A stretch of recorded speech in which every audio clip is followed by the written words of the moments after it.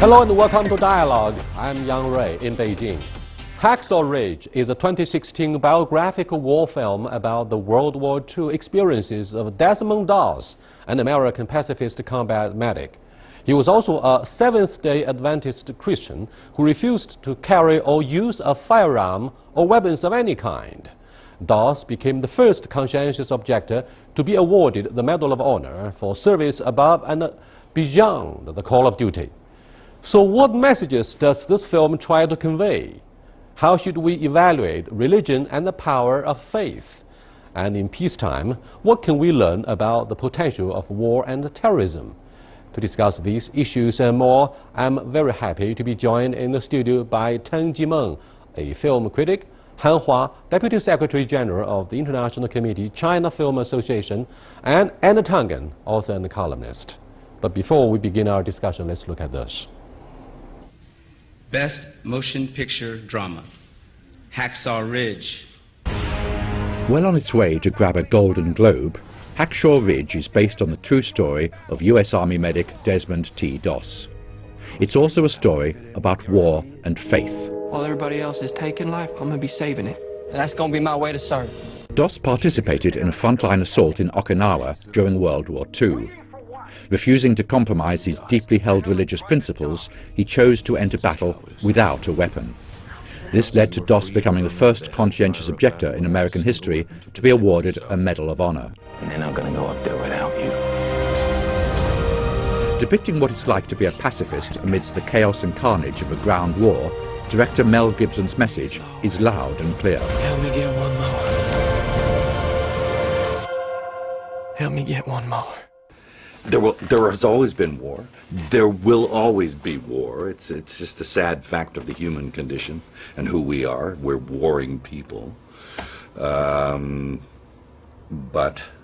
every now and then we get our fill of it, and it stings, and we walk away for a generation or two, and then pretty soon we're at it again. You know, we forget because history regurgitates itself, and I think that will always be the case. But this is a vital message, I think, right now, and it's love in the midst of the hell. Like the hero in his film, Gibson is a devout Catholic. This is the second faith-based film he's produced. Hacksaw Ridge has already crossed the $100 million mark in box offices worldwide. It's now showing in Chinese theatres. What do you think of the message that the film delivers? Is it about pacifism, peace and violence, heroism, patriotism? What is it? There's a lot of messages to me, I think, so far as the reception of the film here in China. Many critics actually voiced very positive feedback. For example, the message of pacifism, the message of peace, and also the message of heroism, especially wartime heroism, which we see from this very particular film.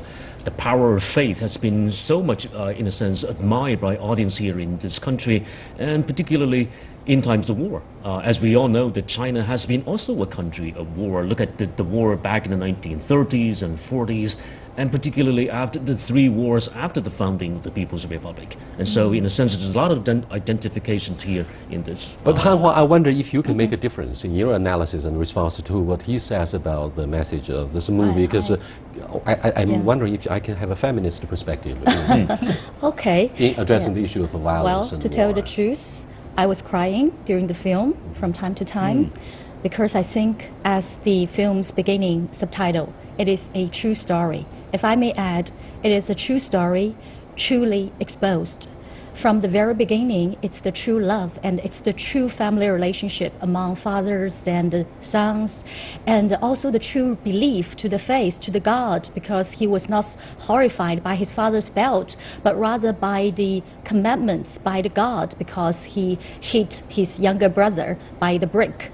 And also it's developed as the true love, and also it's also his true faith that laid the foundation of, whether there is a contradictory of he's serving the country and serving his God. Anna? Well, Mel Gibson has toyed with this kind of idea in many of his films. This is a guy who started off in Mad Max things. This is what vaulted him to claim this, kind of apocalyptic vision of the world. But since then, he's made The Passion of Christ. He's also been in some movies about where he also played a pacifist, someone who did not want to get involved in war. So this is a continuing theme for him. In terms of America, it's a very complex issue. You can go back to the Revolutionary War. The Quakers at that time were pacifists. Conscientious objectors, right? No one talked about it as conscientious objectors. They would simply quote the Bible and say, listen, we are the society of friends. We do not take up arms or strike another person. This is against our religion. And this theme has carried forward in the United States. Now, because the U.S. was largely founded on this idea of faith, you have the Puritans arriving at Plymouth Rock to establish a new Eden. This whole idea of faith is very, very integral to the American psychology. It's how we define ourselves. But faith is a double-ended sword, because on one hand, it motivated this young man to do heroic things. On the other hand, we see in the world today where terrorism, I was struck this morning by seeing a father instructing his daughters to arm themselves with, to be martyrs. He was arming them with bombs so that they would walk into police stations and blow themselves up. This can only, this is in the Middle East, but this can only happen if you have a tremendous amount of faith. So faith can be, as I said, a double-edged sword. But in the immediate aftermath of the September 11th terrorist attacks, George W. Bush, former president of the United States, was quoted as famously saying that I was inspired by God when I decided to go to war. However, don't you think this protagonist, Desmond Doss, serves as a silver lining in the darkest clouds if you look at the negative impact of two wars, post-9/11 wars? One was on Afghanistan, the other Iraq, leaving so many homeless, and we saw the body bags for the war dead. And so what kind of strength or inspirations can we draw from faith and faith itself? Well, faith to many, I think, can be a source of a very, very positive inspiration to fight, for example, to fight the enemy when your country is invaded, to fight the flood, to fight any natural disasters. But faith can also be very misleading to a large extent. I mean, for example, the current terrorism in the Middle East and perhaps in other parts of the world.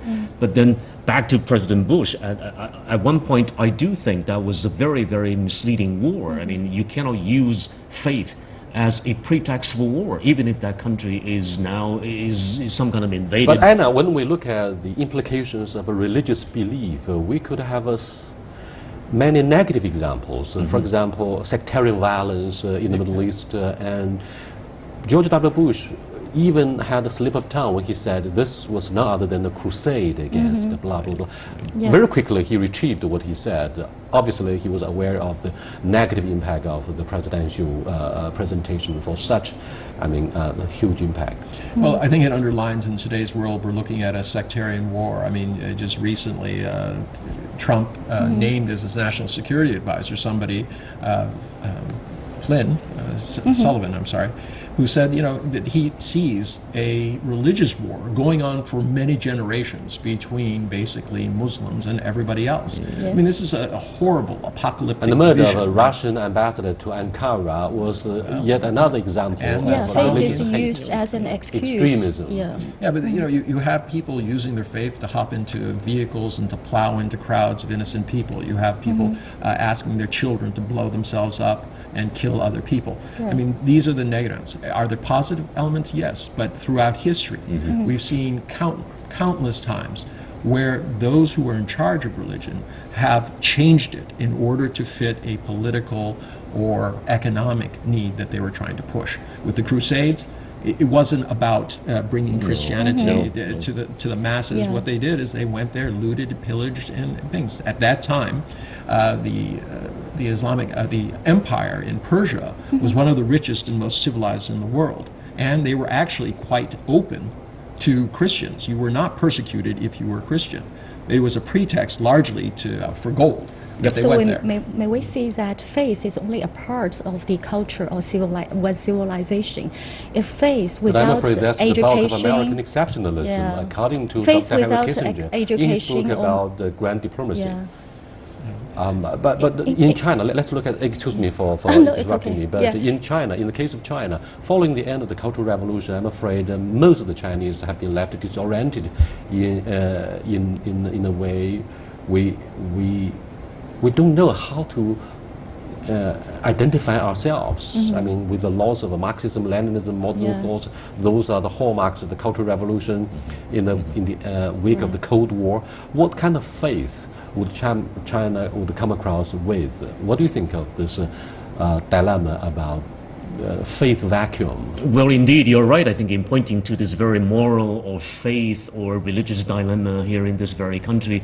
Back in the past, for example, China basically was founded on what we believe, and that is called communism or socialism, which we chose as one form of modernity since 1949. But then, since the Cultural Revolution, that faith is gone, and there is a huge vacuum out there, replaced by this market-oriented capitalism, which I think that is very problematic. You say vacuum, but quite frankly, faith is the intersection of what we know and don't know.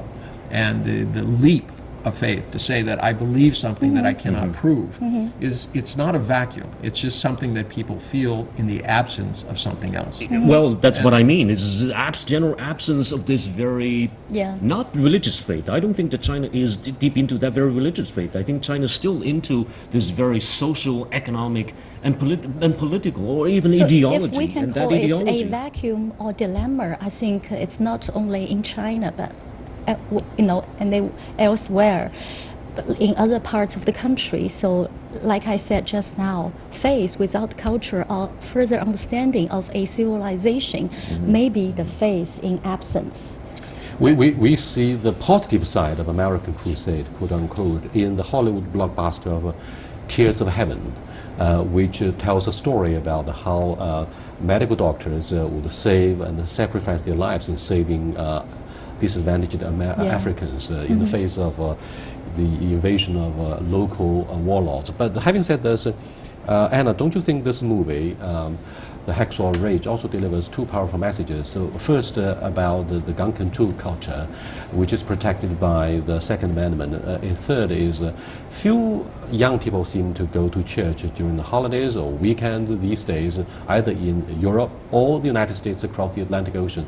Do you think this film foretells a bad trend in the world of spirituality for the younger generation? Well, I think the reasons that the younger generation is turning away from traditional churches is related to the circumstances they find themselves in. There's perceived to be a lot of inconsistencies in many of the faiths that are put forward, and many of them are very adamant. You don't question, you simply believe. Read your Bible and don't question. If you have a question about the Bible, we can answer it and work through it, but you cannot question the Bible or God or any of the things that we say. The other problem is that they see so many. This is not one religion. You have Christianity, which is split up into myriads of different things. You have Islam, which has a very, very sharp split between Sunni and Shia. So it's not simply there's one truth. There are so many different versions of the same truth based on the same book. And these kinds of inconsistencies turn people away. Now, also when you start marrying politics with religion, you can sometimes create a very, very toxic environment where people, for instance, Donald Trump was preaching very much to the religious right, and since he was elected, the number of incidents of hate crime has gone up. And many of the people who follow him are Christians. I'm not saying that they're doing it, but it's antithetical to what he was saying, that we are all Christians, we should abide by Christian values, yet hate crimes continue to go up. Jim, what else could you tell us about your deep understanding concerning the role of Desmond Doss? He went through severe punishment in the barracks before he went to war.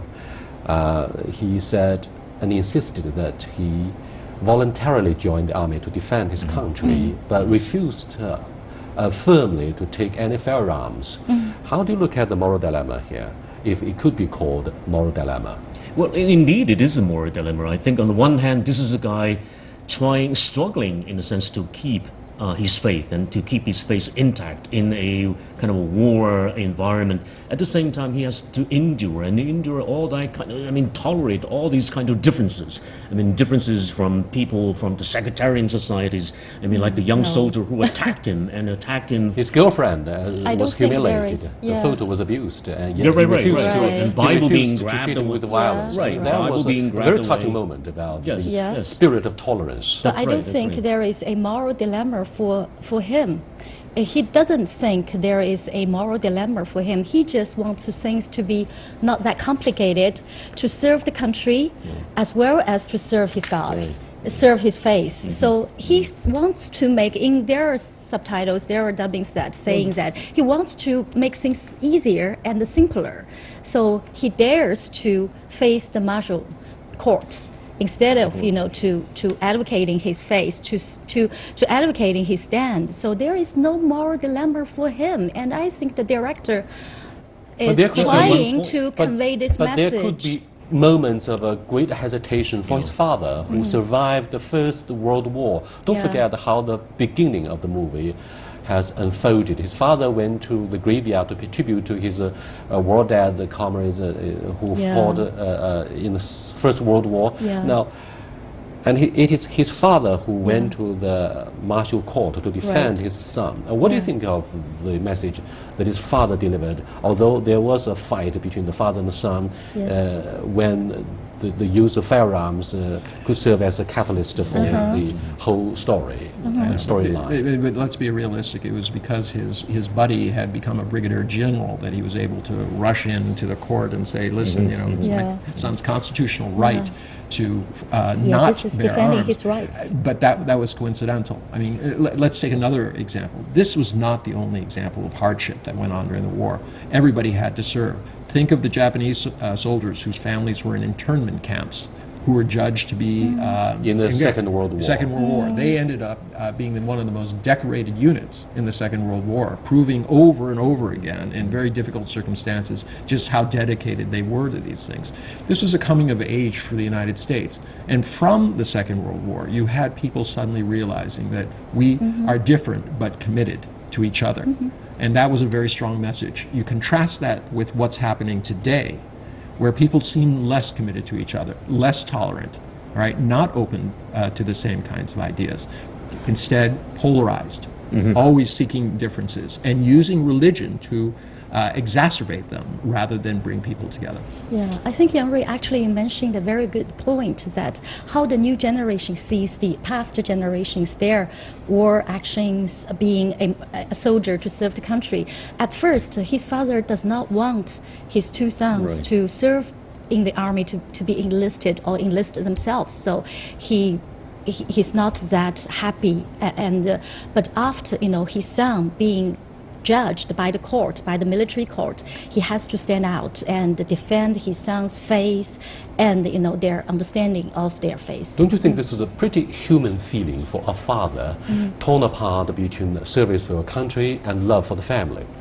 It is very self-contradictory. For example, a violent father using guns against the mother in the family. There's a lot of family physical abuse out there. And so a violent father helping the son who is supposed to be peace-loving, conscientious objector, but then eventually it's the father who helped to channel the son safely into this very institution, which I call the military. Yeah, this is violence. And the this son sounds all becomes very nice, not a conscientious objector, but the son eventually becomes a conscientious collaborator to me. In fact, the gentleman... Yeah, would you collaborate. send This is your what he son, called- who said, if my son said, I will not hold a rifle, I will not shoot anybody, I would not send him to war, even in any circumstances. I don't know what motivated the father. Maybe it was a His sense faith. of Yes, it is. not the father. The patriotism. father's faith was Right, his patriotism, patriotism, right. or maybe it was his own sense of honor. He didn't want to be disgraced. This moment of mental struggle did remind me of a touching moment that I went through personally. Yeah. A few years ago, when the Chinese embassy was bombed in Belgrade. In fact, I was asked by my boss to go to Belgrade and serve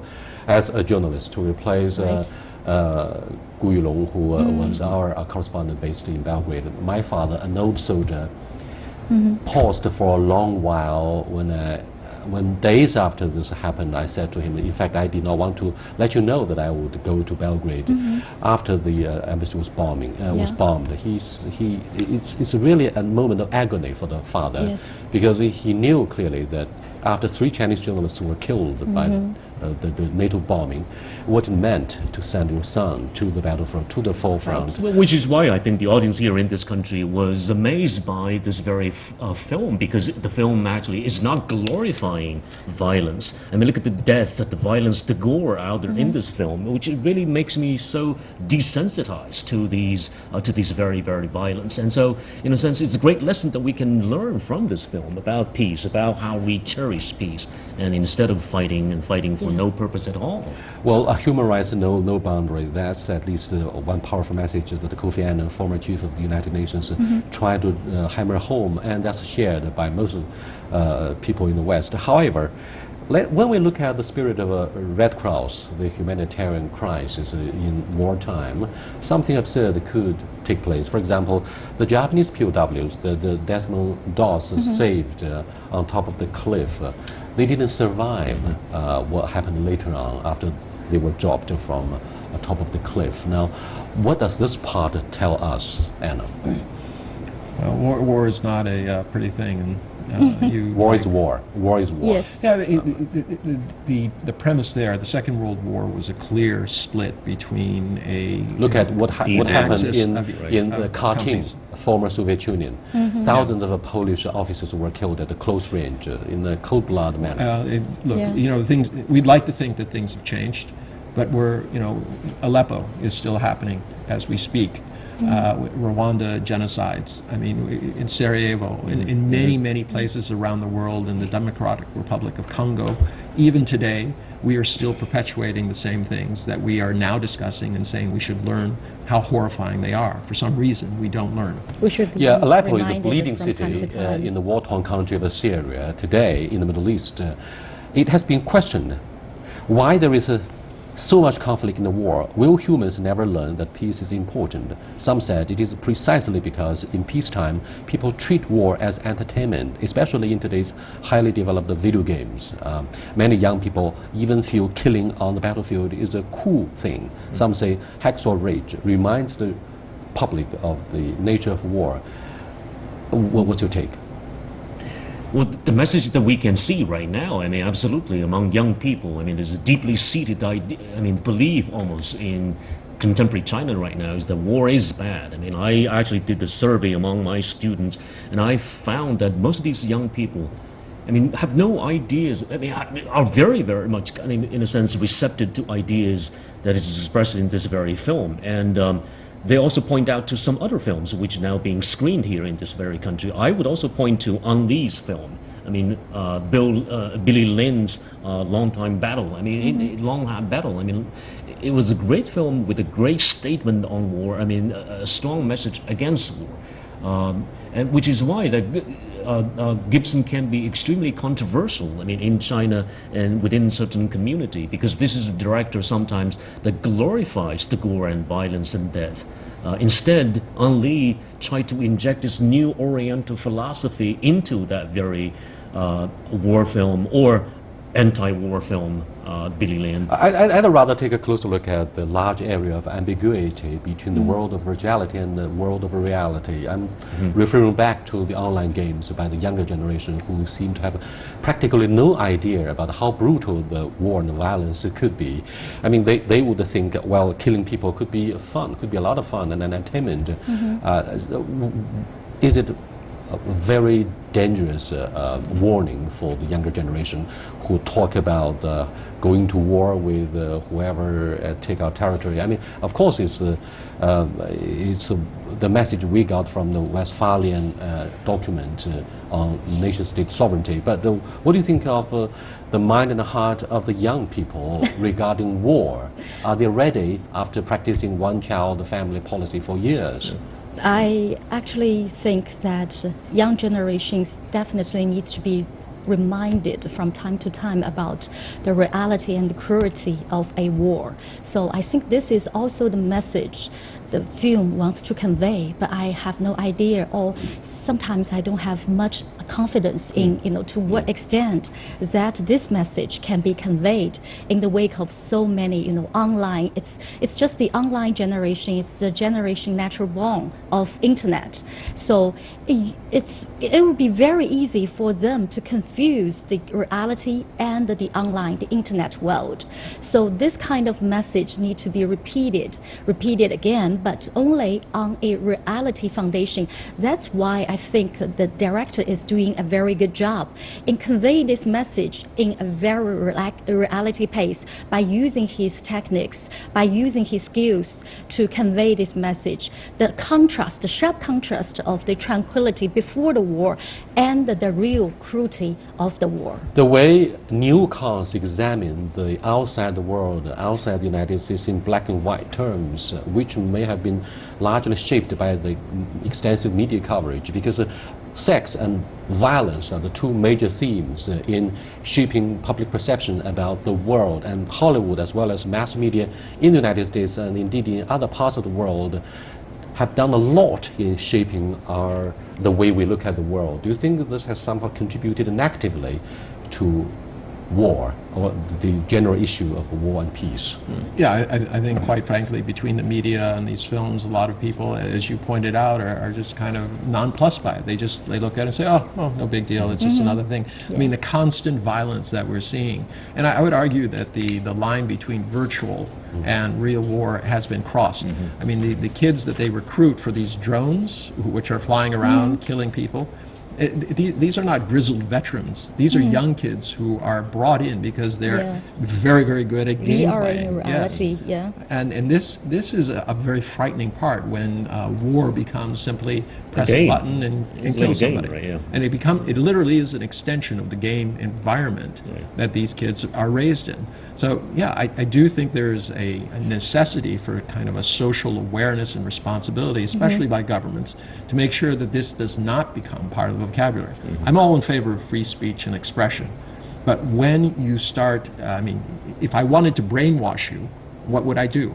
I would play violent pictures constantly with music to confuse and disorient you and believe that this is a common event. So I think it's very important that governments pay very close attention to this, just how much of this is going on in the social media and within the movies. Well, with that, we come to the end of this discussion about the Hacksaw Ridge, the latest Hollywood blockbuster that sent the shockwaves to the Chinese market here. I'll see you next time. Goodbye.